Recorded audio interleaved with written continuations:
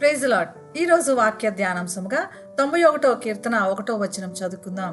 మహోన్నతుని చాటున నివసించువాడే సర్వశక్తుని నీడను విశ్రమించువాడు.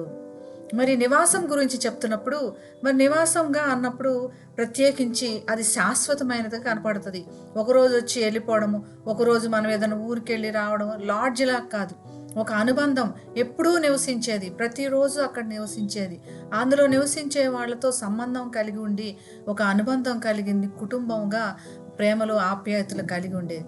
ఇలాగ నివసించే ప్రదేశాన్ని అది ఒక శాశ్వతంగా కుటుంబంగా ఉంటుంది.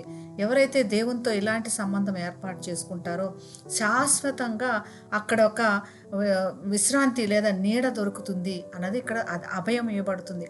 అక్కడ చాటున నివసించేవాడు, ఆయన చాటున అంటే మనం దాక్కొని ఉంటున్నట్లుగా, లేకపోతే ఆయన దగ్గర మనం కప్పబడి ఉన్నట్లుగా కనపడుతుంది. అందుకని యేసు ప్రభు తన వాక్యంలో తెలియపరుస్తారనమాట. మీరు ప్రార్థన చేయనప్పుడు తలుపు వేసుకొని రహస్యమందు చూచున్న మీ తండ్రికి ప్రార్థన చేయుడి అని చెప్పబడుతుంది.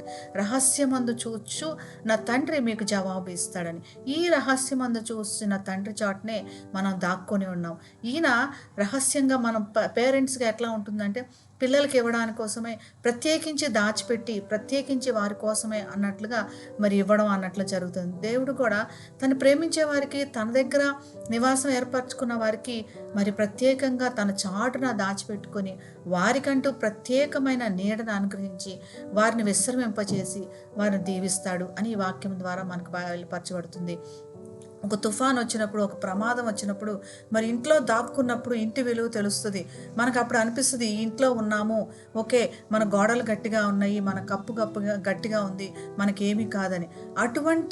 అటువంటి ధైర్యము దేవుని సన్నిధానంలో ఉన్నది. కాబట్టి మనందరికి కూడా దేవుని చాటున నివాసం ఏర్పరచబడి ఆయన దగ్గర మనకి నీడ విశ్రమము దొరుకును గాక.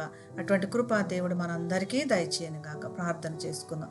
పరిశుద్ధుడైన యేసయ్య, మహోన్నతుని చాటున మేము దాక్కుంటున్నాం తండ్రి. మరి మమ్మల్ని చూచే దేవుడు, మాకు సమాధానం ఇచ్చే దేవుడు, మా ప్రార్థనలు ఆలకించే దేవుడు, మమ్మల్ని కాపాడి ప్రభు నీ చాటును భద్రపరుచుకొని నీ బిడ్డల్లాగా పోషించమని యేసు నామమున ప్రార్థిస్తున్నాం తండ్రి. ఆమేన్. Have a blessed day. God bless you.